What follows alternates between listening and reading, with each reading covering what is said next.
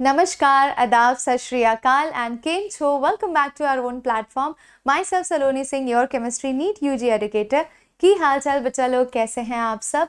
ये है हमारा 10 डेज चैलेंज जो स्पेशली शुरू किया गया है CBSE बोर्ड एग्ज़ाम्स देने वाले बच्चों के लिए, जिसके अंदर एक ही वीडियो लेक्चर में पूरा chapter with entire concept clarity आपको दे दिया जाता है बच्चों, जिससे आप बार बार जब भी थ्योरी कॉन्सेप्ट रिवाइज करना चाहते हो आप उन्हें बार बार रेफ़र कर सकते हो, बाकी बच्चों को भी शेयर कर सकते हो जो केमिस्ट्री के लिए बहुत ज़्यादा स्ट्रगल कर रहे हैं, उन्हें नहीं समझ आ रहा, उन्हें चैप्टर का फ्लो समझ नहीं आ रहा, क्या इंपॉर्टेंट है वो समझ नहीं आ रहा। उन सभी बच्चों के साथ ये 10 डे सीरीज़ का चैलेंज आप शेयर कर सकते हो। एंड मोस्ट इम्पॉर्टेंट, जिन बच्चों को भी ये सीरीज़ के सारे हैंड रिटन नोट्स चाहिए, नीचे डिस्क्रिप्शन में लिंक दे रखी है, उस लिंक पर जाकर क्लिक करें। आपको टेलीग्राम पे जाके सारे notes PDFs free of cost मिल जाएंगे जो आप यूज़ कर सकते हो अपने नोट्स बनाने के लिए। That is very very very important. अभी से पढ़ना शुरू करेंगे तो बोर्ड एग्ज़ाम तक आप प्रो हो जाएंगे। और रह जाती है बात न्यूमेरिकल्स और क्वेश्चन प्रैक्टिस की, तो वो हमने आपसे प्रॉमिस किया है, वो भी धीरे धीरे आप लोगों के लिए अपलोड कर देंगे, जैसे कि ये वीडियो किया है आप लोगों के लिए। चलिए बच्चों, शुरू करते हैं विदाउट वेस्टिंग टाइम। एंड जो बच्चे भी इस परिवार का हिस्सा नहीं है, इस चैनल का हिस्सा नहीं है, कृपया करके सब्सक्राइब कर लें ताकि जब भी अगली वीडियो अपलोड होती है आपको फटाफट से नोटिफिकेशन मिल जाए। चलिए बच्चों, तो शुरू करते हैं 10 days challenge chemical kinetics episode number 3। Here we go. पहले देखते हैं कौन कौन से इंपॉर्टेंट टॉपिक्स हैं माय डियर स्टूडेंट्स। तो केमिकल काइनेटिक्स के अंदर सबसे पहले हम करेंगे रेट ऑफ केमिकल रिएक्शन, जो आपका नियर अबाउट 5 से 6 मिनट कवर करेगा। 5 से 6 मिनट में हम ये टॉपिक को कवर कर लेंगे। ये हो गया आपका पहला टॉपिक। दूसरा टॉपिक हम कवर करेंगे लॉ ऑफ मास एक्शन, यानी कि किस तरीके से हम रेट को इनिशियल कॉन्सेंट्रेशन ऑफ रिएक्टेंट से लिंक करते हैं और वहां से रेट कांस्टेंट निकालेंगे। ये टॉपिक हम 10 मिनट में कवर करेंगे बच्चों। उसके बाद ऑर्डर ऑफ रिएक्शन पे फोकस करेंगे, जहां जीरो और फर्स्ट ऑर्डर के इंटीग्रेटेड रेट इक्वेशन की डेरिवेशन भी करेंगे। यहाँ पर भी आपको 20 मिनट जाएगा। फिर मॉलिक्यूलैरिटी डिस्कस करेंगे 5 से 7 मिनट में, उसका ऑर्डर ऑफ रिएक्शन के साथ डिफरेंस देखेंगे। और फिर अगले 10 मिनट में हाफ लाइफ की डेरिवेशन जीरो फर्स्ट ऑर्डर के लिए और उसके ग्राफ्स देखेंगे। फिर हम करेंगे temperature dependence of rate constant अगले 10 मिनट में।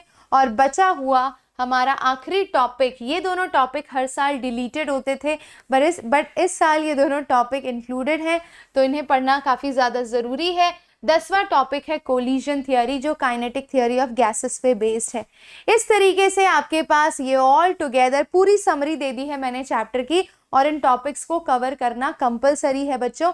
कैसे कवर करेंगे ये तो आप खुद देख सकते हैं। तो चलिए सबसे पहला टॉपिक शुरू करते हैं, and that is rate of chemical reaction. अब बच्चों, इस टॉपिक को पढ़ने से पहले एकदम बेसिक बात बताती हूँ। जितना भी हमने 11वीं में केमिस्ट्री पढ़ा है, कहीं पे भी हमने ये नहीं सीखा कि रिएक्शन किस स्पीड से हो रही है, किस रफ्तार से हो रही है, टाइम के साथ वो फास्ट हो रही है, स्लो हो रही है। यानी हमने स्पीड निकालना कभी सीखा ही नहीं कि रिएक्शन किस रफ्तार से हो रही है। केमिकल काइनेटिक्स में हम यही पढ़ते हैं कि रिएक्शन किस रफ्तार से वक्त के साथ हो रही है, और इसीलिए सबसे पहला टॉपिक है हमारा रेट ऑफ केमिकल रिएक्शन, जिसे हम डिनोट करते हैं बच्चों R से। ठीक है, अब इमेजिन करते हैं, मान लीजिए A एक रिएक्टेंट है, B एक रिएक्टेंट है, और दोनों रिएक्ट करके C प्रोड्यूस कर रहे हैं। ठीक है बच्चों, अब हम इमेजिन करते हैं A and B reactant time के साथ क्या होंगे बच्चों।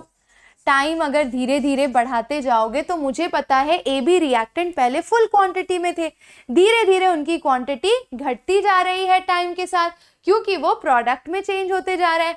तो मैं ग्राफ पे इसको कैसे रिप्रेजेंट करूंगी, बड़ा ही सिंपल ग्राफिकल रिप्रेजेंटेशन है। इनिशियली कॉन्सेंट्रेशन इनकी हाई थी, धीरे धीरे टाइम के साथ ये घटते गए। ठीक है, वैसे ही प्रोडक्ट पहले जीरो कॉन्सेंट्रेशन पे था, प्रोडक्ट पहले बना ही नहीं था, अब प्रोडक्ट बनना शुरू हो गया बच्चों, तो वो जीरो से धीरे धीरे उसकी कॉन्सेंट्रेशन इंक्रीज हो रही है।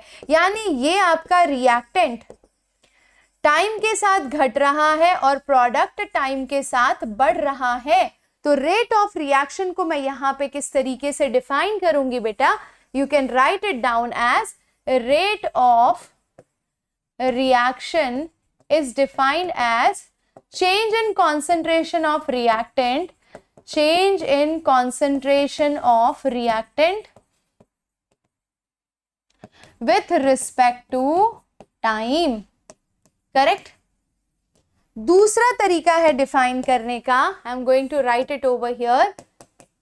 रिएक्टेंट की कॉन्सेंट्रेशन घट रही है, decrease in concentration of reactant, or you can also write it as increase in concentration of product with respect to time, है ना, with respect to time, ऐसे आप लिख सकते हैं. ठीक है, अब यहां पर अगर मैं ऑब्जर्व करूं तो ये देखिए बेटा, अगर ये मेरा रिएक्टेंट है तो T1 टाइम पे इसका कॉन्सेंट्रेशन था C1.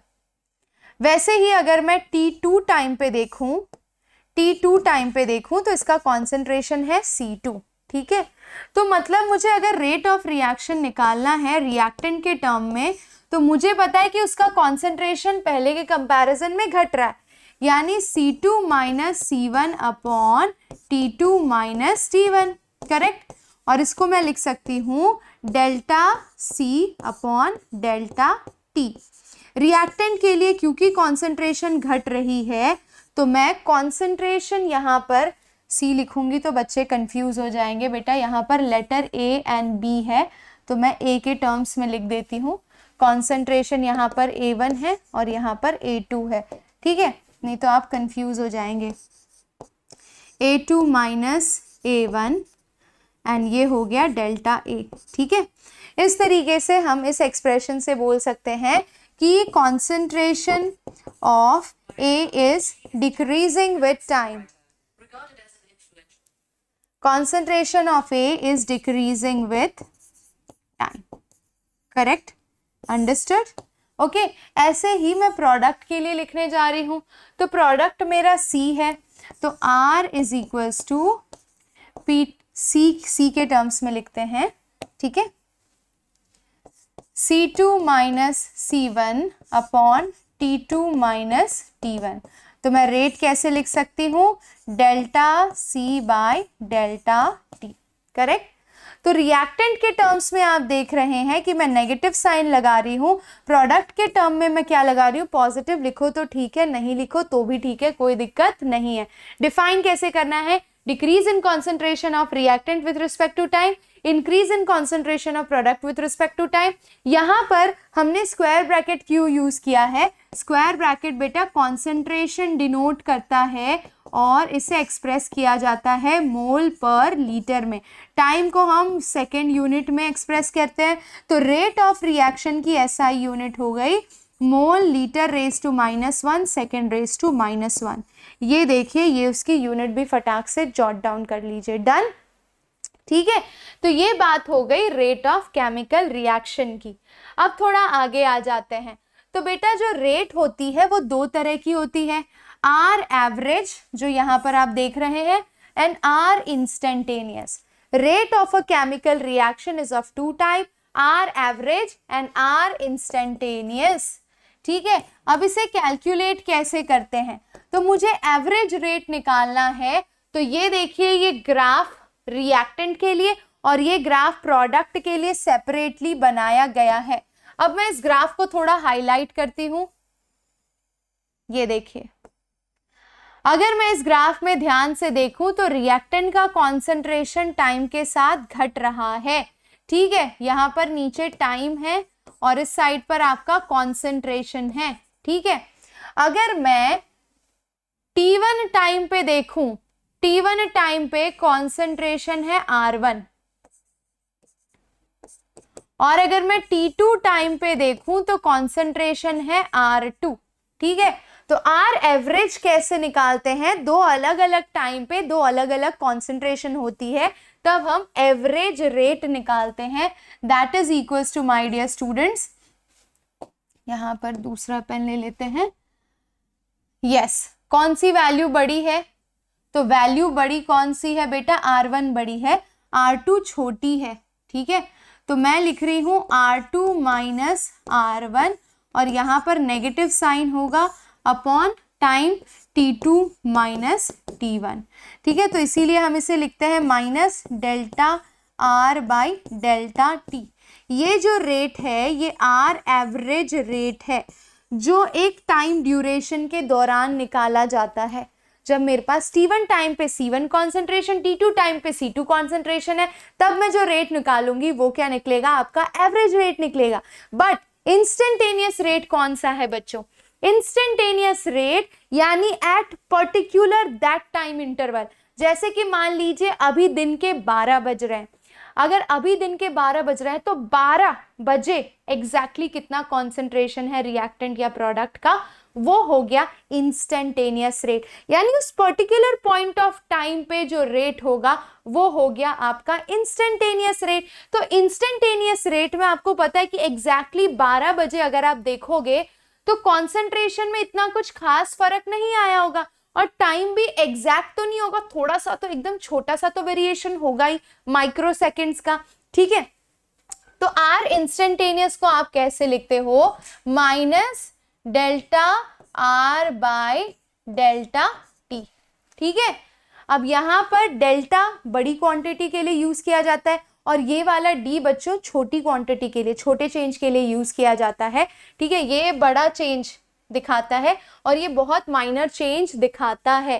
ठीक है, तो यहाँ पर dt is approaching to 0, dt is approaching to 0, बहुत छोटी वैल्यू। इसको कैसे निकाल सकते हैं? आप इस ग्राफ का स्लोप ले सकते हैं। ठीक है, आप इस ग्राफ का या इस ग्राफ का अगर स्लोप ले लें, अगर ध्यान से देखें, ठीक है, इस ग्राफ का अगर आप स्लोप ले लेते हैं तो आप निकाल सकते हैं आर इंस्टेंटेनियस, या फिर ये प्रोडक्ट वाले ग्राफ में भी अगर आप उसका स्लोप ले लेते हैं बच्चों तो R instantaneous is equals to आप लिख सकते हैं dp बाय dt।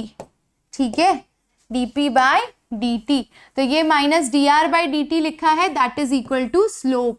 ये कैसे निकाला है? हमने ग्राफ का स्लोप लिया है तब निकाला है।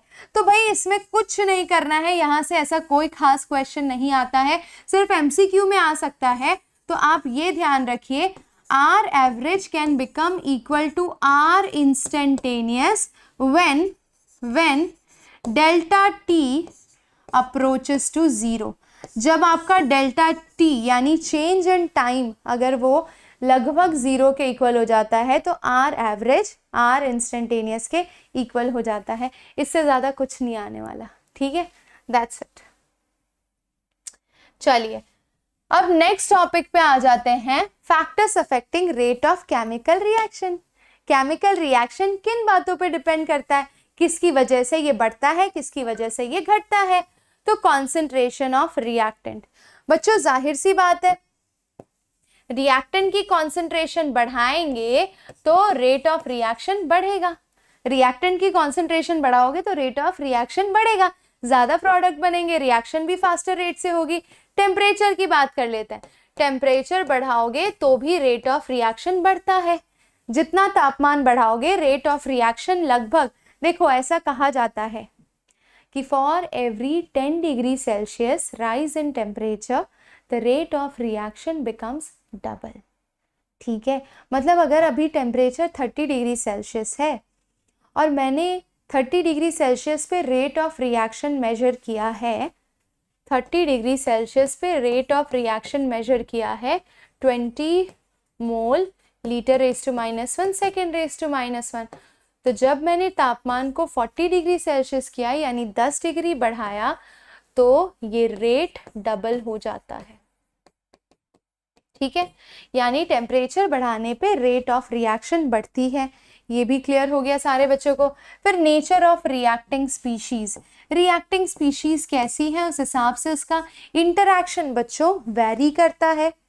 जैसे कि फॉर एग्जाम्पल पोलार स्पीशीज का इंटरैक्शन अलग होता है, नॉन पोलार स्पीशीज का इंटरैक्शन अलग होता है, ठीक है। तो कैसी रिएक्टिंग स्पीशीज है उसके हिसाब से रेट ऑफ रिएक्शन अलग अलग हो सकता है, और इसको बहुत ज़्यादा डिटेल में इलाबोरेट करना भी नहीं है क्योंकि है नहीं इतना डिटेल में एनसीईआरटी में, ठीक है।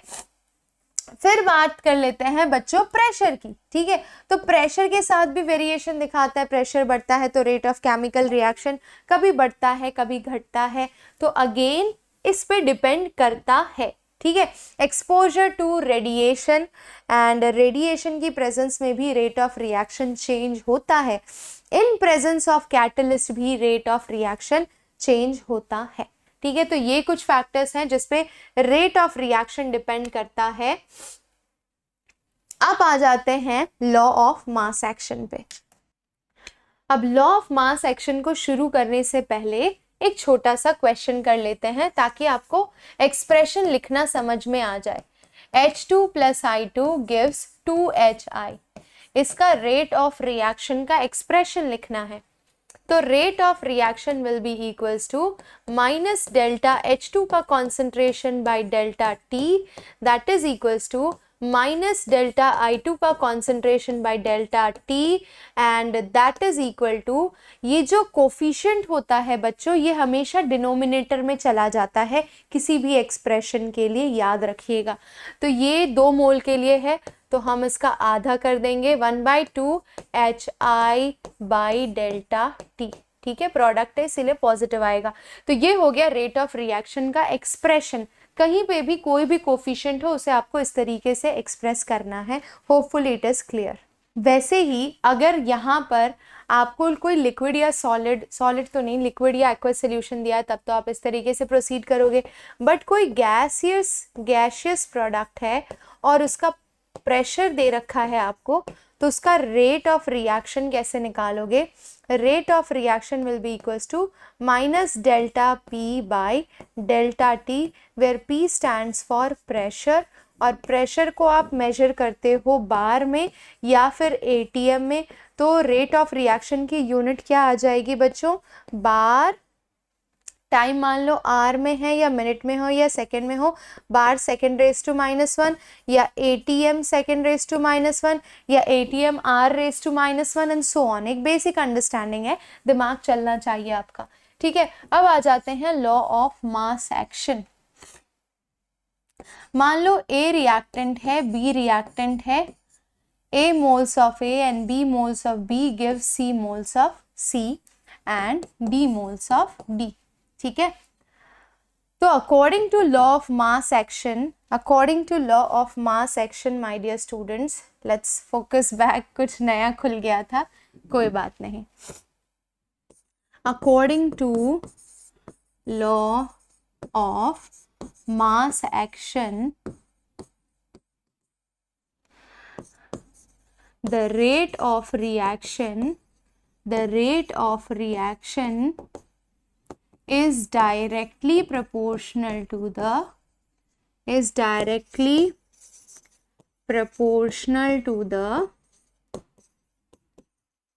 concentration of reacting species raised to some power which may or may not be equal to coefficient, ठीक है।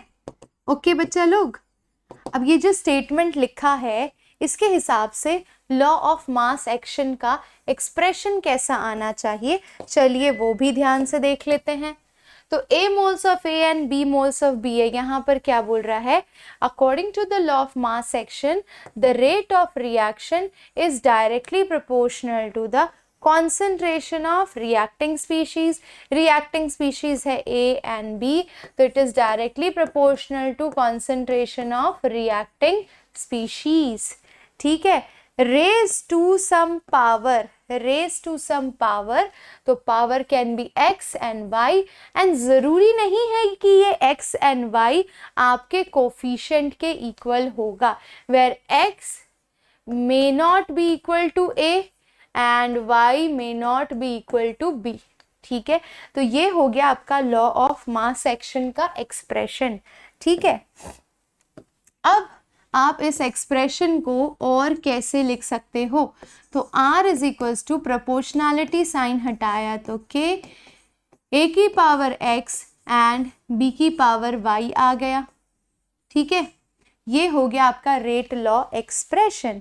यहाँ पर k क्या है बच्चों, k is known as rate constant, और ये रेट कांस्टेंट क्या होता है, चलिए यहाँ पर डिफाइन करते हैं। Rate constant is the rate of reaction when concentration of reacting species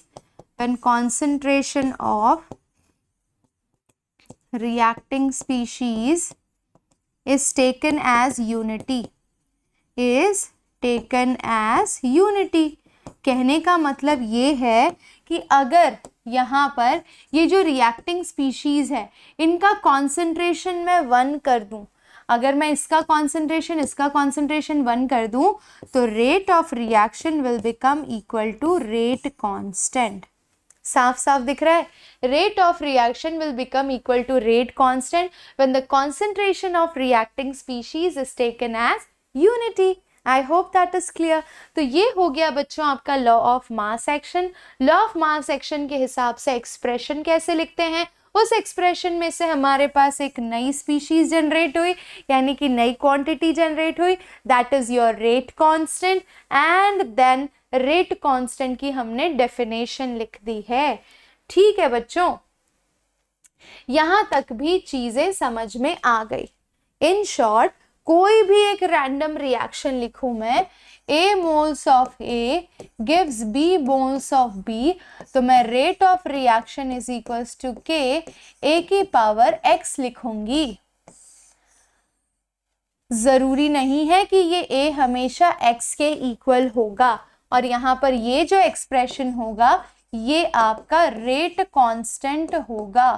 ठीक है, तो भाई रेट कांस्टेंट पता चल गया जो K से डिनोट करते हैं, और R हो गया आपका रेट ऑफ रिएक्शन। अब मुद्दा ये है कि रेट कांस्टेंट के बारे में थोड़ा डिटेल में पढ़ते हैं। Rate constant it is the, या फिर एक काम करिए इसे ना डिफरेंस के फॉर्म में पढ़ लेते हैं, क्योंकि एग्जाम में डिफरेंस आ जाता है बच्चों। तो यहाँ पर मैं रेट ऑफ रिएक्शन लिख रही हूँ, और यहाँ पर मैं रेट कांस्टेंट लिख रही हूँ यानी कि K, और इन दोनों के बीच में हम डिफरेंस, पॉइंट ऑफ डिफरेंसेस देखेंगे। चलिए आ जाइए, रेट ऑफ रिएक्शन क्या होता है, decrease in concentration of reactant और increase in concentration of product with respect to time, correct? Okay, what is rate constant? If concentration of reacting species in rate law expression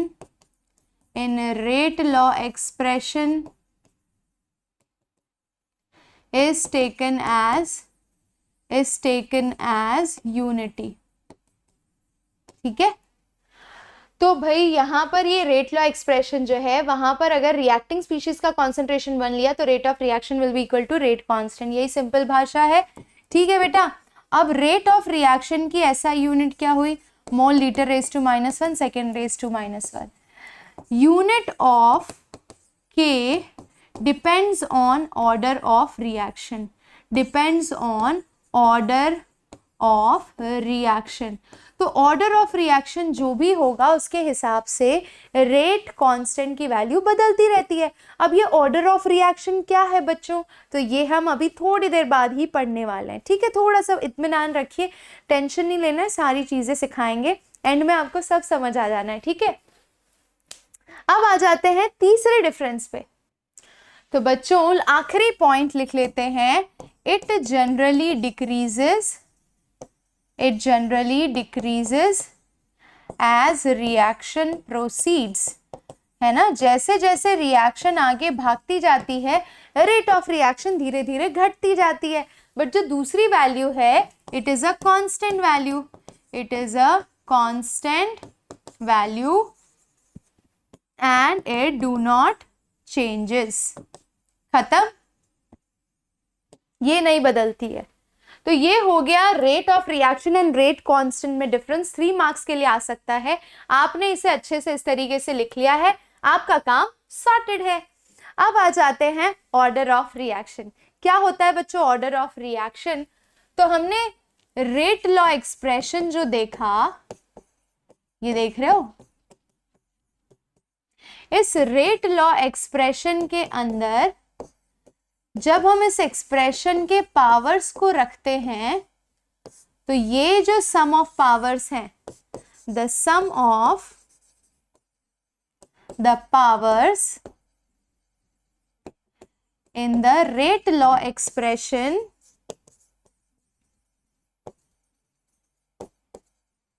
is known as order of reaction, order of reaction। Correct बेटा? तो यहां पर order of reaction क्या हो जाएगा? Order of reaction for above case is x plus y. ठीक है, तो मान लीजिए अगर यहां पर मैं x की वैल्यू 1 लूं और y की वैल्यू 0, तो ऑर्डर ऑफ रिएक्शन क्या हो जाएगा बच्चों? 1। अगर दोनों की वैल्यू 1 लूं तो ऑर्डर ऑफ रिएक्शन क्या हो जाएगा? 2। ठीक है, अगर दोनों की value x is equals to 1 है, y इज इक्वल्स टू 1 है, तो ऑर्डर ऑफ रिएक्शन हो जाएगा 2। ठीक है, तो ये है ऑर्डर ऑफ रिएक्शन जिसकी हम बात कर रहे थे, that is the sum of the power of the coefficients in the rate law expressions. Okay, ठीक है बेटा। अब कितने तरह के ऑर्डर ऑफ रिएक्शन हमें डिटेल में इस चैप्टर में पढ़ने हैं, तो we are going to talk about, अगर मान लीजिए ये दोनों एक्सप्रेशन का sum, if x plus y is equal to 1, then it is known as first order reaction। अगर x और y का सम 0 होता है तो हम इसे बोलते हैं जीरो ऑर्डर रिएक्शन। यानी बेटा यहां पर एक और पॉइंट लिखते हैं, your order of reaction can B fractional. Order of reaction can B fraction और जीरो। फ्रैक्शन भी हो सकता है, जीरो भी हो सकता है, 3 से भी ऊपर हो सकता है, 4 से भी ऊपर हो सकता है, यानी ऑर्डर ऑफ रिएक्शन कुछ भी हो सकता है बेसिकली। एक और इम्पॉर्टेंट पॉइंट, तो बच्चों ये रिएक्शन था, मैं जरा ध्यान से बताती हूँ आप लोगों को। ये वाला रिएक्शन हेबर्स प्रोसेस है, 2NH3 gives N2 plus 3H2। और इस रिएक्शन में जो हमने सरफेस पर यानी कि जो कैटलिस्ट लिया है वो प्लैटिनम की सरफेस है। ठीक है, ये हेबर्स प्रोसेस है, Haber's process of ammonia synthesis है, बट हम अमोनिया से नाइट्रोजन एंड हाइड्रोजन बना रहे हैं।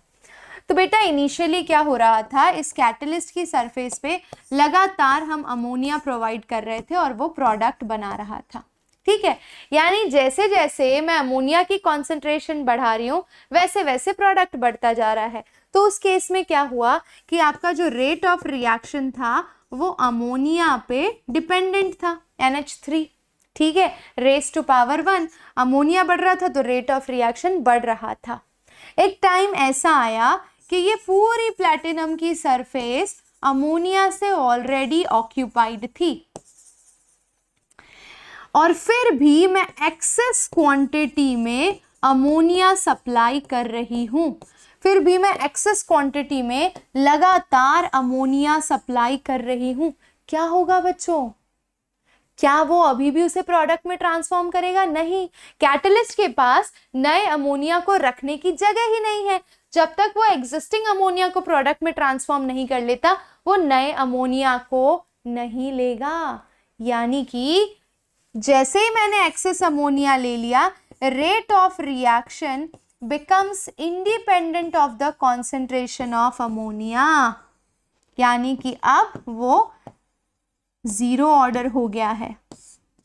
कितना भी मैं अमोनिया का कॉन्सेंट्रेशन बढ़ाऊं उस क्वांटिटी से या उस रफ्तार से प्रोडक्ट नहीं बन रहा है, क्योंकि कैटलिस्ट ऑलरेडी अमोनिया से ऑक्यूपाइड है। आई होप यू गॉट इट। यानी यही रिएक्शन फर्स्ट ऑर्डर है जब आपका अमोनिया लिमिटेड क्वांटिटी में है, और यही रिएक्शन जीरो ऑर्डर है जब आपने अमोनिया एक्सेस क्वांटिटी में ले ली है। ठीक है, तो ये चीज याद रखिए, यानी जितने भी रिएक्शन हैं जिसके अंदर एज अ कैटलिस्ट आप किसी मेटल का उपयोग करते हैं, वो सारे रिएक्शंस बेटा जीरो ऑर्डर में आते हैं। अगर metal as a catalyst present है तो उसका सरफेस एक टाइम के बाद भरने ही वाला है, और वो सारे केसेस किस में आ जाएंगे, जीरो ऑर्डर रिएक्शन में आ जाएंगे।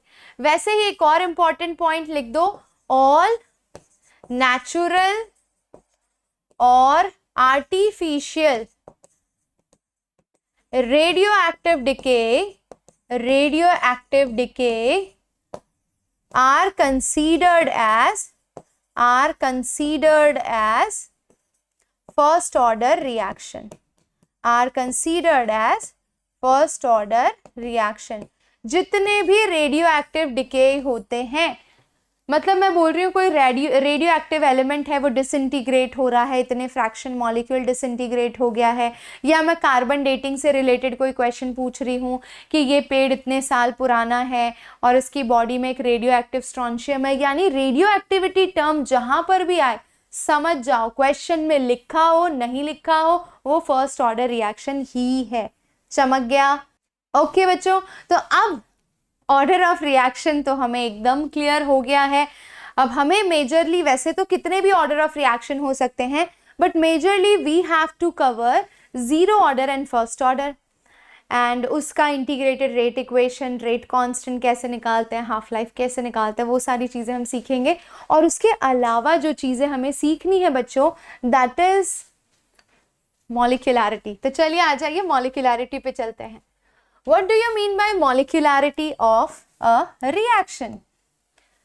तो बच्चों इतना तो पता है कि अगर मुझे ये A और B रिएक्टेंट से C प्रोडक्ट बनाना है तो इनका आपस में कोलिजन होना चाहिए। जब तक टकराएंगे ही नहीं प्रोडक्ट बनेगा कैसे? So what is molecularity? Number of molecules undergoing simultaneous, यानी साथ में, simultaneous collisions. Number of molecules undergoing simultaneous collision is known as मॉलिक्यूलैरिटी।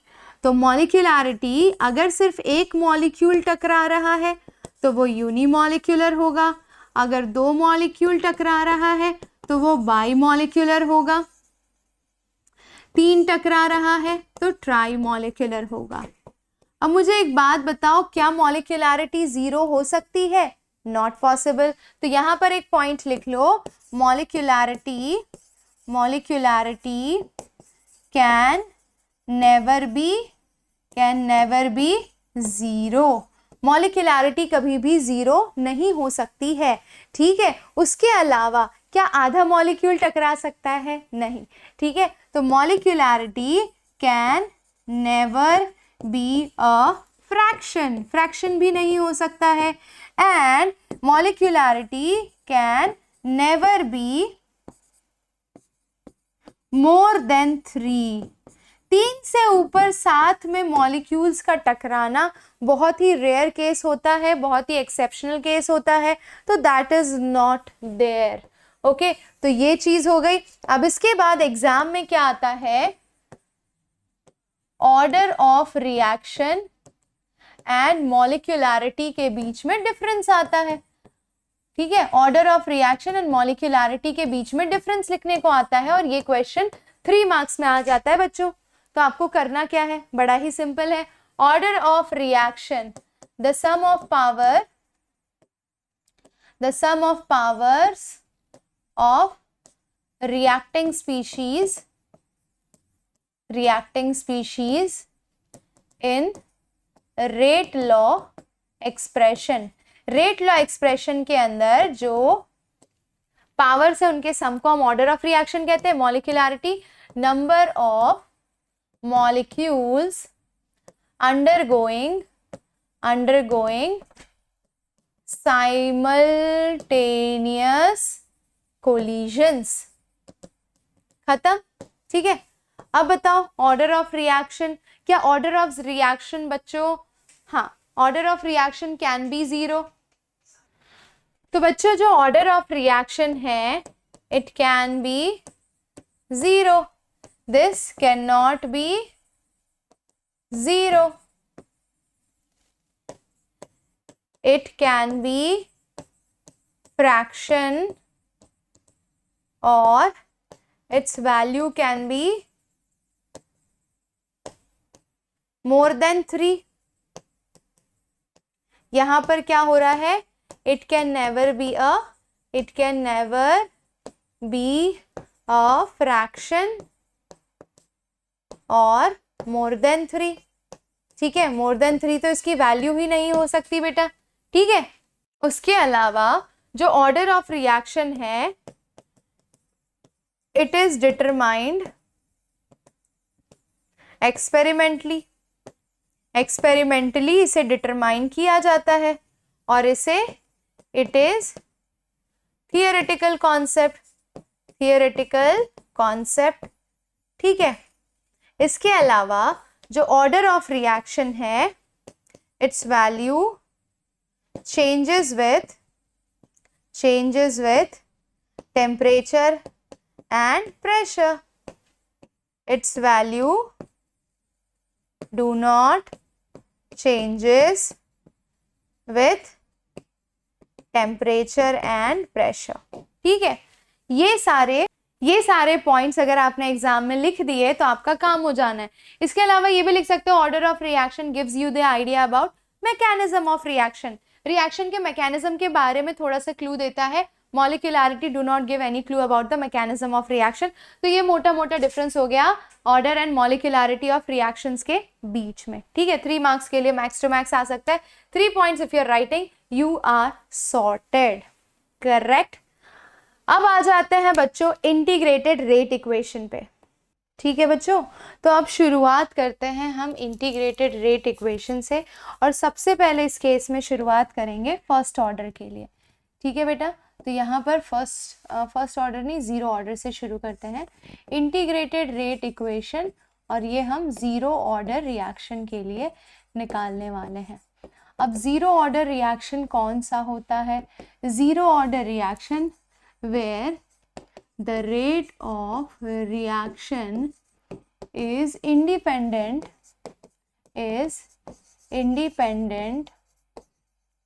of the concentration of reacting species, correct।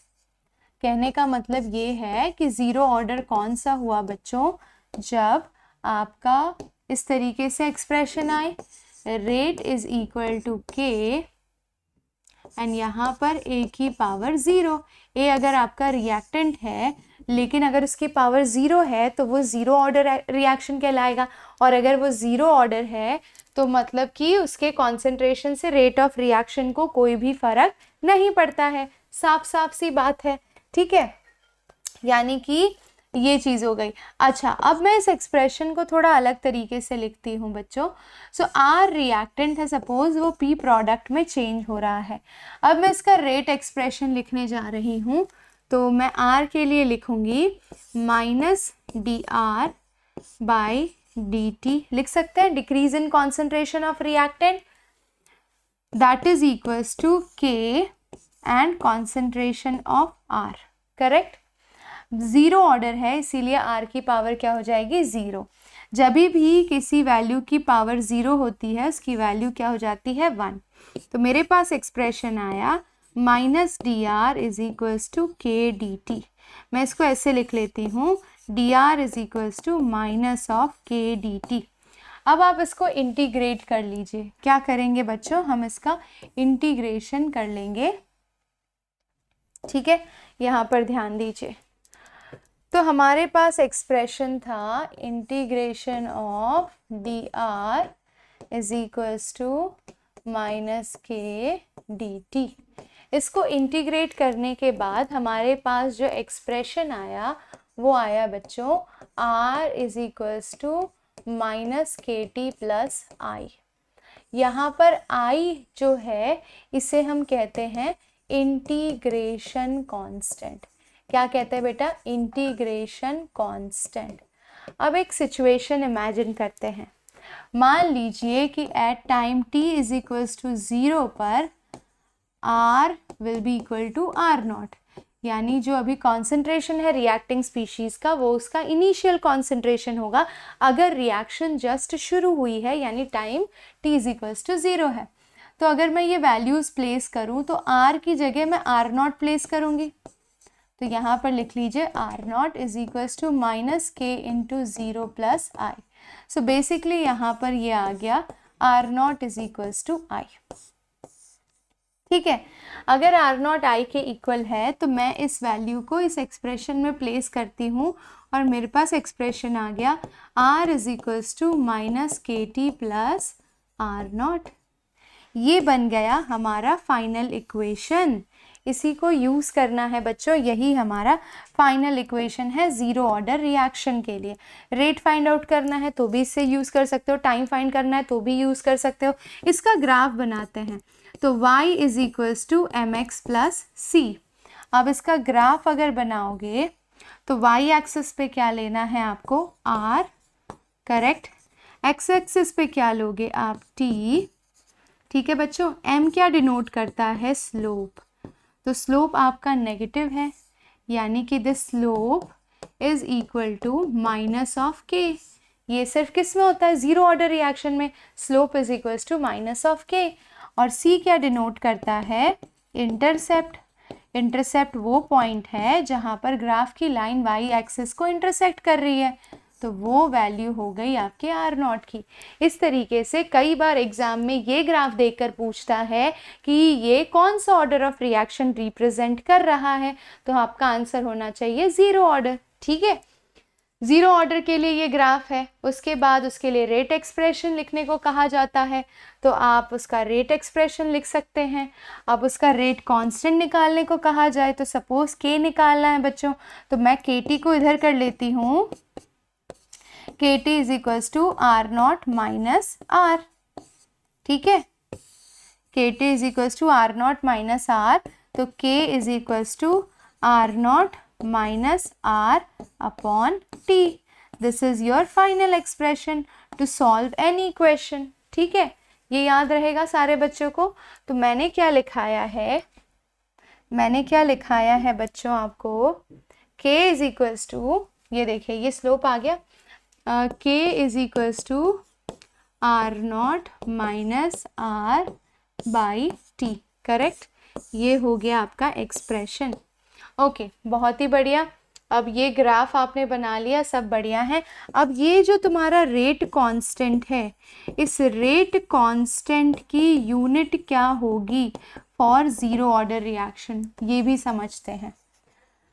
तो बच्चों एक्सप्रेशन था r इज इक्वल्स टू के ए की power 0, यानी ये तो पूरा 1 हो गया, यानी जो k की यूनिट है वही r की यूनिट है।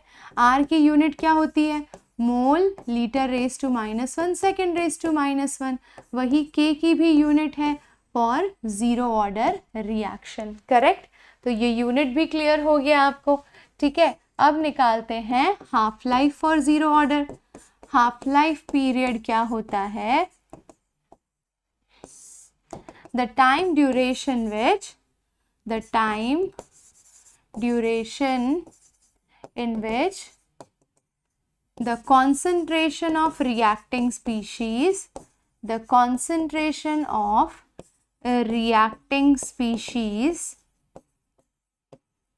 is reduced to half, यानी वो टाइम ड्यूरेशन जिसके अंदर जो आपका रिएक्टेंट था उसका कॉन्सेंट्रेशन आधा हो गया। यानी कि अगर मुझे टी हाफ रिप्रेजेंट करना है half life period zero order के लिए, तो टाइम को मैं टी हाफ लूँगी और जो आपका आर है उसे क्या लूँगी? R naught by 2। R naught को मैं क्या लूँगी बेटा? R naught by 2। ठीक है, अच्छा, ओह यहाँ पर वापस 0 लिख दिया, इसको मत लिखना, बाकी सब सही है बच्चों। ठीक है, ये गलती से लिख दिया मैंने। r is equals to R naught by 2।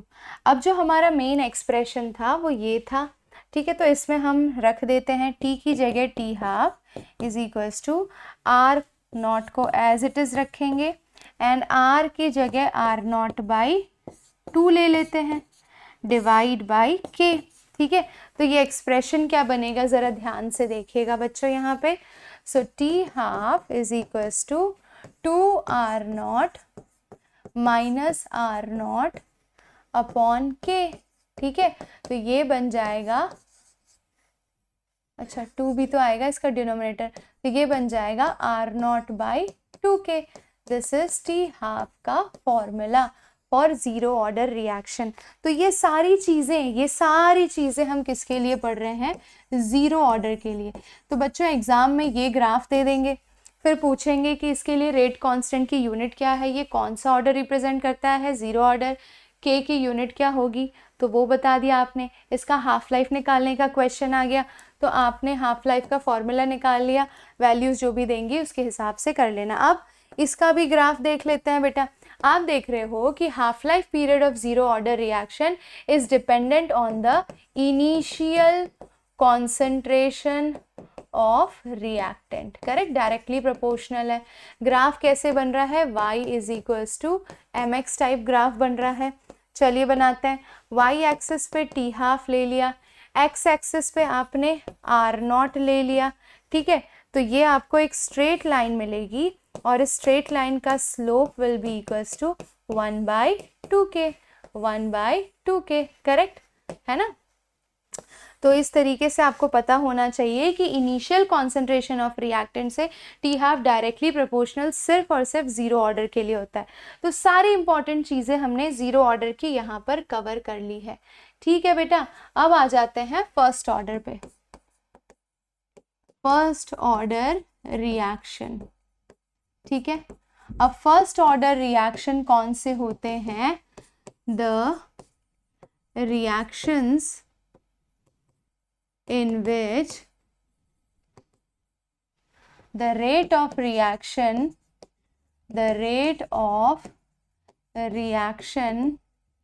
is directly proportional to the concentration of reacting species। कहने का मतलब ये है कि अगर मान लीजिए मेरे पास R रिएक्टेंट है, P प्रोडक्ट में ट्रांसफॉर्म हो रहा है, तो मैं इसे क्या लिखूंगी, rate of reaction is equals to K R की पावर 1, करेक्ट है ना। रिएक्टेंट का कॉन्सेंट्रेशन रेट ऑफ रिएक्शन पे डिपेंड कर रहा है। इस R को भी मैं क्या लिख सकती हूँ, minus dr by dt is equals to KR, correct, ऐसे लिख सकती हूँ। अब नेक्स्ट स्टेप क्या होगा, ठीक है, तो नेक्स्ट स्टेप क्या होगा बच्चों, ज़रा यहाँ पर ध्यान दे दीजिएगा। मैं इसको यहाँ पर ले जाती हूँ, तो minus dr by r is equals to k dt। अब मैं इसको इंटीग्रेट कर लेती हूँ इस तरीके से। तो जब हम इसको इंटीग्रेट कर लेंगे तो हमारे पास क्या वैल्यू आ जाएगी, minus ln r is equals to KT plus I, ठीक है, ये हमारा एक्सप्रेशन आ गया बच्चों, minus ln r is equals to KT plus I। अब इसको हम फर्दर कैसे लेकर जाएंगे, ध्यान दीजिएगा। तो बच्चों I इंटीग्रेशन कांस्टेंट है। अब मान लीजिए time t is equals to 0 पर हम ये अज्यूम कर रहे हैं कि r is equals to r naught, correct, तो हमारा ये एक्सप्रेशन क्या हो जाएगा, minus ln r naught is equals to I, यही आएगा, ठीक है, यहाँ पर रखेंगे तो अब I ln r नॉट के इक्वल है, तो I की जगह मैं ln r नॉट प्लेस कर दूंगी, तो minus ln of r is equals to KT and then minus ln r naught, minus ln r naught, correct. अब आप क्या करोगे, तो हम थोड़ा सा इसको डिस्प्लेस करके देखते हैं, तो KT will be equals to ln r naught minus ln r, correct है ना बच्चों। ठीक है बेटा, अब यहाँ तक सारी चीज़ें क्लियर है। अब ये वाला जो एक्सप्रेशन है इसके बेसिस पर वहाँ पर एक ग्राफ बनाया हुआ है, तो हम उस ग्राफ को फिर से यहाँ पर रिपीट कर रहे हैं। देखिए यहाँ पर ln r, यहाँ पर ये y is equals to M x minus c है। ठीक है, तो ये ऐसे जा रहा है, कुछ तो गड़बड़ की है हमने, एक सेकेंड। ठीक है बेटा, कुछ गड़बड़ नहीं है, मतलब साइन ऐसा ही है। अगर मैं इस साइन को डिस्प्लेस करूं, यानी इस इक्वेशन को फिर से लिखूं और इसको मैं पॉजिटिव कर लूं, तो ये minus k t plus l n R naught होगा। तो हम देख लेते हैं y is equals to M x plus सी। ठीक है, तो c आपका इंटरसेप्ट आ जाएगा। देखिए स्लोप नेगेटिव है तो ये माइनस के हो जाएगा। y एक्सिस पे एल एन आर है, x एक्सिस पे टाइम है, और इंटरसेप्ट हो गया आपका ln r नॉट। करेक्ट, तो आप इस इक्वेशन से भी ये वाला ग्राफ दे सकते हैं। अब इस एक्सप्रेशन को मैं फर्दर आगे सॉल्व करने जा रही हूँ। तो k t is equals to ln r naught minus ln r, k t is equals to, यहाँ पर देखिए हाफ लाइफ थोड़ी देर बाद कंटिन्यू करेंगे। K t is equals to kt is equals to ln r naught minus ln r, ln r naught minus ln r। ठीक है, तो ये kt is equals to क्या हो गया, ln r naught upon r। ठीक है, and kt is equals to ln को log to the base 10 में कन्वर्ट करते हैं तो वो क्या हो जाता है, kt is equals to 2.303 log to the base 10 r naught upon r। बन गया एक्सप्रेशन। तो k will be equals to 2.303 by t log to the base 10 of r naught by r। ये बन गया हमारा एक्सप्रेशन। ठीक है बच्चों, ये बन गया हमारा एक्सप्रेशन। अब इसी फॉर्मूला को यूज़ किया जाता है to calculate the rate constant और टाइमिंग। वेरी इंपॉर्टेंट फॉर्मूला, इस पे से क्वेश्चन आता ही आता है। Where R naught is your initial concentration and R is your final concentration. Correct, इतना समझ में आ गया बच्चों? अब इतना समझ में आ ही गया है तो थोड़ा और आगे बढ़ लेते हैं। अगर मुझे इसकी k की यूनिट निकालनी है तो k की यूनिट कैसे निकालोगे? तो r is equals to k r की पावर 1, यही होता है फर्स्ट ऑर्डर का एक्सप्रेशन। r की यूनिट होती है mole litre raise to -1 second raise to -1, और यहाँ पे r की mole litre raise to -1, mole litre raise to -1 litre raise to -1 cancel, तो k is equals to second raise to -1। ये हो गया आपका फर्स्ट ऑर्डर के लिए रेट कांस्टेंट की यूनिट। ठीक है, उसके बाद इसका निकालते हैं हाफ लाइफ। हाफ लाइफ में डेफिनेशन मैंने आपको ऑलरेडी लिखा दी है। t की जगह t हाफ लेंगे एंड r की जगह हम लेंगे r नॉट बाई 2। अब इसके अंदर ये चीज़ प्लेस करते हैं। k is equals to 2.303 by t half log to the base 10 r naught upon r naught by 2। तो 2 तो ऊपर चला जाएगा। ठीक है, अब देखिए यहाँ पर t half is equals to 2.303 by k and log 2 कितना होता है, 0.3010। तो t हाफ इज 0. मल्टीप्लाई करेंगे 3 2 ज़ा 6 के अप्रॉक्सीमेट आएगा, 0.693 बाई के। ये हो गई टी हाफ का formula for this particular first order reaction.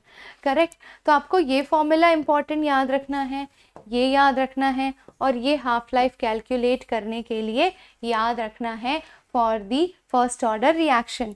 Correct बच्चों, अब ज़रा देखते हैं एक और ग्राफ था यहाँ पर, log r naught by r,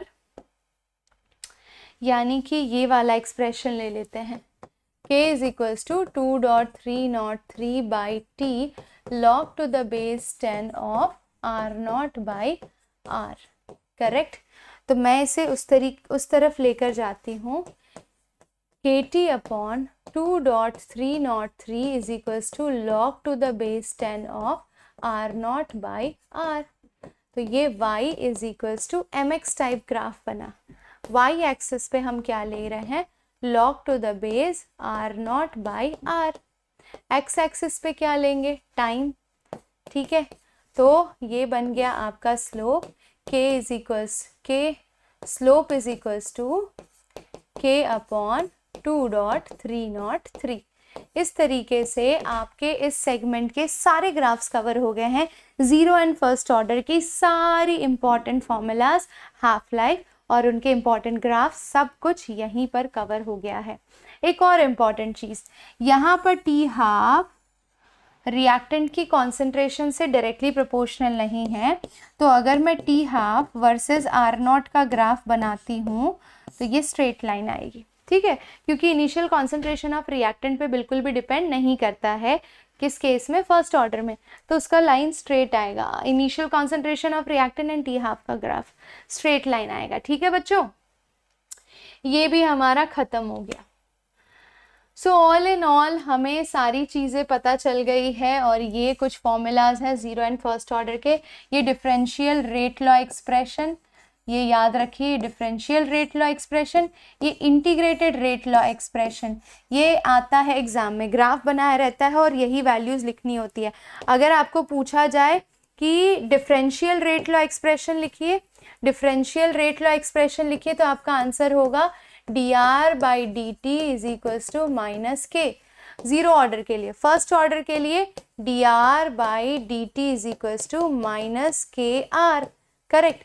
integrated rate equation लिखने को बोले तो kt is equals to R naught minus R, और फर्स्ट ऑर्डर के लिए लिखने के लिए बोले तो r is equals to R naught e raise to minus k t, ठीक है। ये चीजें हो गई, आपको पता चल गई है बच्चों। अब चलिए आगे बढ़ते हैं। नाउ अगला टॉपिक है temperature dependence of the rate of reaction. तो बेटा ये पाया गया है कि kinetic energy versus fraction of molecule का जब हमने ग्राफ प्लॉट किया 298 केल्विन पे, तो देखो कितने फ्रैक्शन ऑफ मॉलिक्यूल्स प्रोडक्ट में ट्रांसफॉर्म हुए थे, इतने फ्रैक्शन ऑफ मॉलिक्यूल्स प्रोडक्ट में ट्रांसफॉर्म हुए थे, ठीक है। जैसे ही मैंने टेम्परेचर बढ़ाकर 308 कर दिया, यानी 10 डिग्री बढ़ाया टेम्परेचर, तो आप देख रहे हो ग्राफ शिफ्ट हो रहा है, and now double the number of molecules are getting converted into product. यानी मुझे ये पता चला कि with increase in temperature the rate of reaction doubles। Reaction का रेट भी डबल हो जाता है, रेट कांस्टेंट की वैल्यू भी डबल हो जाती है, और वो दिख रहा है क्योंकि more number of molecules are getting converted into product, correct. Now let's talk about activation energy. Activation energy क्या होती है बेटा, ठीक है। तो एक्टिवेशन एनर्जी वो मिनिमम एनर्जी रिक्वायरमेंट है। देखो पहले तो सपोज मैं बात करूं H2NI2 मॉलिक्यूल की, H2NI2 मॉलिक्यूल के पास ऑलरेडी कुछ अमाउंट ऑफ पोटेंशियल एनर्जी होती है। हर मॉलिक्यूल की खुद की एक पोटेंशियल एनर्जी होती है, ठीक है। उस पोटेंशियल एनर्जी में मुझे कुछ और अमाउंट ऑफ एनर्जी ऐड करनी पड़ेगी ताकि वो उस रिएक्शन के मिनिमम एनर्जी लेवल गैप को क्रॉस कर सके।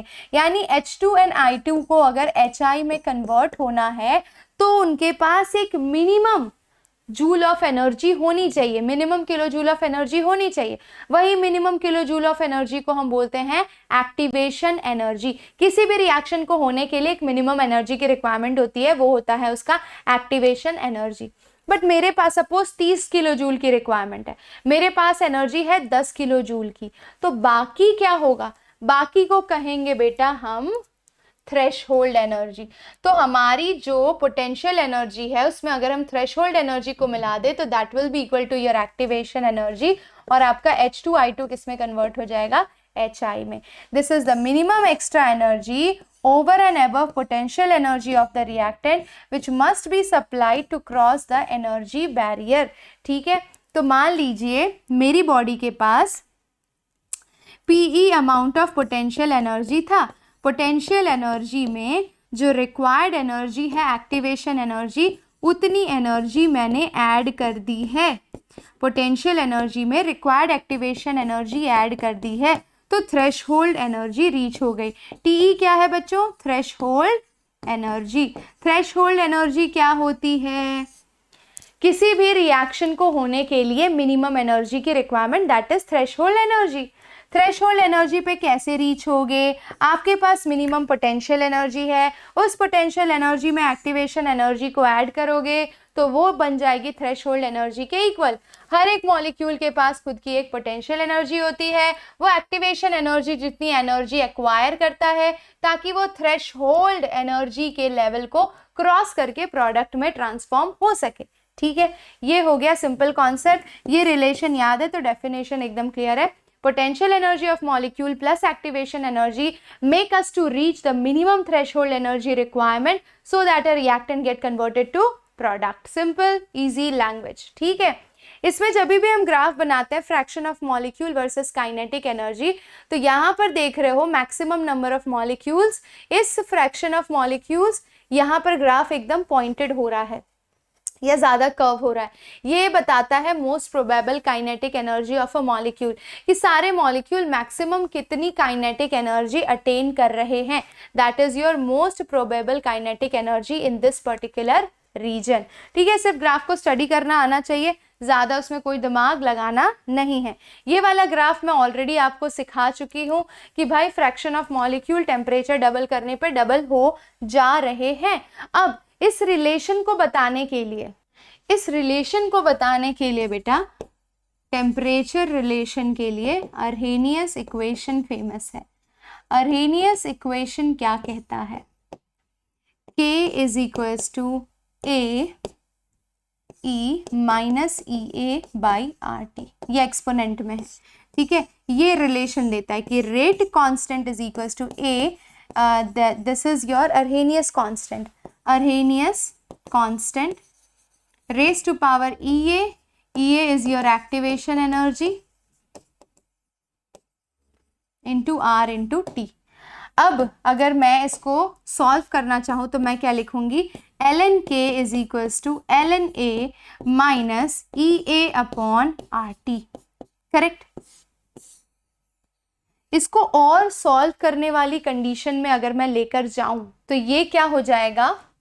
ये देखिए, log K is equals to log A minus EA upon 2.303 R into T. Correct, ये एक्सप्रेशन हो जाएगा. तो जब भी आपको टेम्परेचर को रेट कांस्टेंट से कनेक्ट करना हो तो आप ये फॉर्मूला यूज कर सकते हैं.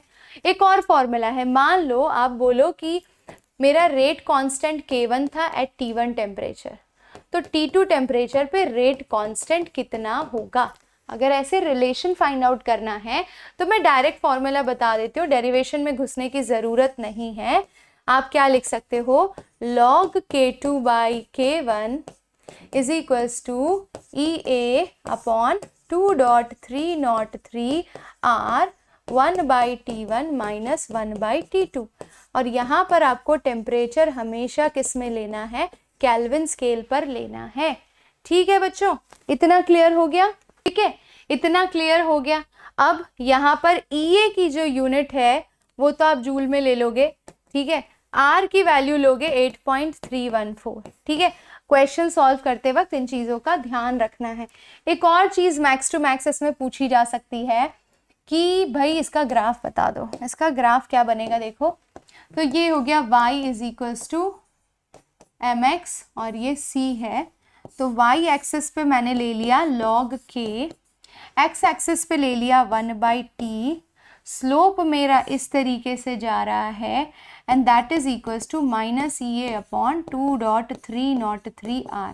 That is equal to your slope and intercept is equals to log k, log A. ठीक है, इस तरीके से आप ग्राफ बना सकते हो बच्चों। I hope that is also clear to all of you. And कभी भी ऐसा ग्राफ दिया हो, एक्टिवेशन एनर्जी की वैल्यू दी हो या फिर स्लोप दिया हो और एक्टिवेशन एनर्जी फाइंड आउट करने को बोले, तो भी आप इस फॉर्मूले में रख के पुट करके सॉल्व कर सकते हैं। ठीक है, डन। ये देख रहे हैं वही वाला स्लोप है, बस हमने ln के n 1/t लिया है और यहाँ पे क्या लिया था, log के n 1/t। तो log के लोगे तो 2.303 नीचे मल्टीप्लाई हो जाएगा और सिर्फ ln के और t लोगे तो EA/r हो, माइनस EA/r होगा, 2.303 नहीं होगा। ठीक है, तो ये टेम्परेचर डिपेंडेंस वाला फॉर्मूला, ये ग्राफ और ये फॉर्मूला जिस पे क्वेश्चन आता है, अगेन लिख देती हूँ, log K2/K1 is equals to EA/2.303R 1/T1 minus 1/T2। Finish, ये याद रखना है। ठीक है बच्चों, अब हमारा बचता है आखिरी टॉपिक यानी इफेक्ट ऑफ कैटलिस्ट। देखिए, कैटलिस्ट अगर किसी भी रिएक्शन में प्रेजेंट होता है तो वो मतलब केमिकल बॉन्ड्स फॉर्मेशन करता है डेफिनेटली, लेकिन वो कभी भी रिएक्शन में यूज अप नहीं होता है। वो सिर्फ रिएक्शन की स्पीड को फास्ट करता है, ना ही वो इक्विलिब्रियम को शिफ्ट करता है। इक्विलिब्रियम को भी शिफ्ट नहीं करता। रिएक्शन के अंदर केमिकली कोई चेंज मतलब खुद चेंज नहीं होता है, जितनी क्वांटिटी में गया था उतनी क्वांटिटी में बाहर निकल जाएगा, सिर्फ रिएक्शन को फास्ट करने का काम करेगा। तो it increases the rate of reaction by lowering the activation energy. Reaction की एक्टिवेशन एनर्जी को घटा देने से ज्यादा, देखो मेरे पास एक पोटेंशियल एनर्जी थी, इस पोटेंशियल एनर्जी से मुझे थ्रेशहोल्ड एनर्जी तक पहुंचना है, तो मुझे एक्टिवेशन एनर्जी की जरूरत थी। ठीक है, किसी भी रिएक्शन को होने के लिए एक मिनिमम थ्रेशहोल्ड एनर्जी की जरूरत होती है। तो भाई मेरे पास तो पोटेंशियल एनर्जी थी और कुछ क्वांटिटी में एक्टिवेशन एनर्जी देंगे तभी वो थ्रेशहोल्ड एनर्जी के इक्वल होगा। तो वो एक्टिवेशन एनर्जी कम हो जाती है अगर मैं कैटलिस्ट का इस्तेमाल कर देती हूँ, तो ज्यादा मॉलिक्यूल रिएक्टेंट से प्रोडक्ट में ट्रांसफॉर्म हो पाते हैं। अगर एक्टिवेशन एनर्जी का बैरियर ही लो हो गया बेटा, तो ज्यादा रिएक्टेंट अगर लो हो गया तो ज्यादा रिएक्टेंट अब प्रोडक्ट में ट्रांसफॉर्म हो जाएंगे क्योंकि कम बैरियर क्रॉस करना पड़ेगा। ठीक है, तो ये सिर्फ रिएक्शन को स्पीड अप करता है। नेक्स्ट आ जाइए, लास्ट टॉपिक है हमारा collision theory of chemical reaction. तो ये काइनेटिक थियोरी ऑफ गैसेस पे बेस्ड है, जिसे मैक्स और विलियम ने दिया था। इसके अंदर क्या कहते हैं कि जो भी रिएक्टिंग स्पीशीज हैं वो मॉलिक्यूल्स हार्ड स्फीयर की तरह कंसीडर किए जाते हैं जो भी रिएक्ट कर रहे हैं। तो reacting molecules are in the form of hard spheres. ये जो हार्ड स्फीयर्स हैं ये एक दूसरे से कोलॉइड करते हैं, टकराते हैं। जब वो टकराते हैं तो टकराते वक्त एटलीस्ट पहले तो उनकी पोटेंशियल एनर्जी और उनके पास मिनिमम एक्टिवेशन एनर्जी होना चाहिए ताकि वो थ्रेशहोल्ड एनर्जी को रीच कर सके। तो टकराते वक्त उनके पास एक मिनिमम एक्टिवेशन एनर्जी होना चाहिए, पहला, और दूसरा उनके पास स्पेसिफिक एनर्जी होनी चाहिए कोलिजन से पहले, यानी खुद की एक पोटेंशियल एनर्जी होनी चाहिए और उसके साथ साथ जो एडेड एक्टिवेशन एनर्जी है वो होनी चाहिए। दोनों होगी तभी वो थ्रेशहोल्ड एनर्जी को रीच कर पाएंगे। ठीक है, मान लो ये दोनों पैरामीटर्स हैं, उसके बाद वो कोलॉइड कर रहे हैं, तो कोलॉइड करते वक्त भी इफेक्टिव कोलिजन होना चाहिए। इफेक्टिव कोलिजन कब होगा? जब प्रॉपर ओरिएंटेशन होगा। इफेक्टिव कोलिजन कब होगा? जब प्रॉपर ओरिएंटेशन होगा। प्रॉपर ओरिएंटेशन का मतलब है, अगर मान लीजिए ये एक p ऑर्बिटल है और ये दूसरा p ऑर्बिटल है, इनका तो ओरिएंटेशन ही अलग है, एक एक्स एक्सिस के अलोंग है, एक वाई एक्सिस के अलोंग है, तो ये एक दूसरे के साथ अगर टकराए भी तो बॉन्ड तो बना नहीं पाएंगे। यानी कि कोलिजन इफेक्टिव कब कंसीडर किया जाता है? जब मॉलिक्यूल्स का प्रॉपर ओरिएंटेशन यानी 3 डायमेंशनल स्पेस में उनका डायरेक्शन प्रॉपर हो ताकि वो बॉन्ड बना सके नजदीक आकर। तो भाई इफेक्टिव कोलिजन होना चाहिए, that too with a proper orientation. ठीक है, जब ये सब होता है तब जब मॉलिक्यूल कोलॉइड करता है और अगर वो इफेक्टिव कोलिजन दिखाता है तो भाई हम इस एक्सप्रेशन को कैसे देते थे? R = Z EA by RT, where R is the rate of reaction that is dependent on Z. What is Z? Z is denoted as collision frequency. What is collision frequency? 1 mark के लिए definition आ सकता है, number of collision per second per unit volume. 1 second में 1 unit volume में कितने collision होते हैं, that is your collision frequency. तो पहले ये एक्सप्रेशन ऐसे दिया जाता था, रेट ऑफ रिएक्शन किस तरीके से, कोलिजन फ्रीक्वेंसी पे डिपेंड करता है, टेम्परेचर एंड एक्टिवेशन एनर्जी पे डिपेंड करता है. लेकिन बाद में हमें पता चला कि मॉलिक्यूल्स का प्रॉपर ओरिएंटेशन होना भी जरूरी है. तो फिर हमने करेक्शन फैक्टर इंट्रोड्यूस किया, प्रॉपर ओरिएंटेशन वाला, where k is equals to p into z into e minus ea upon rt, and p and z इनको अर्हेनियस कांस्टेंट भी कहा जाता है, p into z, क्योंकि ये इक्वेशन अर्हेनियस इक्वेशन से सेम ही हो गई ना, ठीक है. And k is equals to p into z e minus ea by rt. तो ये बस इसका मॉडिफाइड फॉर्म है, दैट्स इट. तो बस इसी इक्वेशन से हम चीज़ों को रिप्रेजेंट करते हैं. 3 बातें ध्यान रखनी थी, जब भी वो कोलिजन करते हैं उनकी खुद की मिनिमम एनर्जी होनी चाहिए, उनके पास एक्टिवेशन एनर्जी होनी चाहिए, कोलिजन होते वक्त इफेक्टिव कोलिजन होना चाहिए, मतलब प्रॉपर ओरिएंटेशन होना चाहिए. तब हमारा ये वाला फॉलो होता है point, where Z is collision frequency. 1 second में 1 यूनिट वॉल्यूम में कितने नंबर ऑफ कोलिजन होते हैं, और प्रॉपर ओरिएंटेशन वाले यानी कि पी यानी कि स्टेरिक फैक्टर को इंट्रोड्यूस किया गया ताकि हम प्रॉपर ओरिएंटेशन वाले पॉइंट को भी इसमें इंक्लूड कर सके. और इसी के साथ my dear students, we have covered all the topics of chemical kinetics. I hope you all have enjoyed the session. सारे ग्राफ, सारे इंपॉर्टेंट फॉर्मूलाज हमने कवर कर लिए हैं, कुछ भी नहीं छोड़ा है. अब सिर्फ रह जाते हैं इनके न्यूमेरिकल्स. तो तीनों फिजिकल के चैप्टर खत्म कर लिए हैं. न्यूमेरिकल्स के लिए अब आपकी नेक्स्ट वीडियो आएगी और उसके बाद हम ऑर्गेनिक केमिस्ट्री को स्टार्ट कर देंगे. सो प्लीज़ मेक श्योर अगर आपको मज़ा आया है शेयर करिए इसे अपने सारे दोस्तों के साथ, और लाइक ज़रूर करिए ताकि YouTube इसे उन बच्चों तक सजेस्ट करे जिन्हें इसकी सख्त ज़रूरत है. ठीक है बेटा, नोट्स आपको टेलीग्राम पे मिल जाएंगे. अभी तक देख रहे हो तो धन्यवाद, शुक्रिया आपका. ये सारा हार्डवर्क आपके लिए है और आपके सपोर्ट और आपके प्यार की ज़रूरत होती है बस, तो वो दिया करिए दिल खोल कर. ठीक है बच्चों, थैंक यू सो मच. मिलते हैं अगली क्लास में, तब तक के लिए बाय बाय.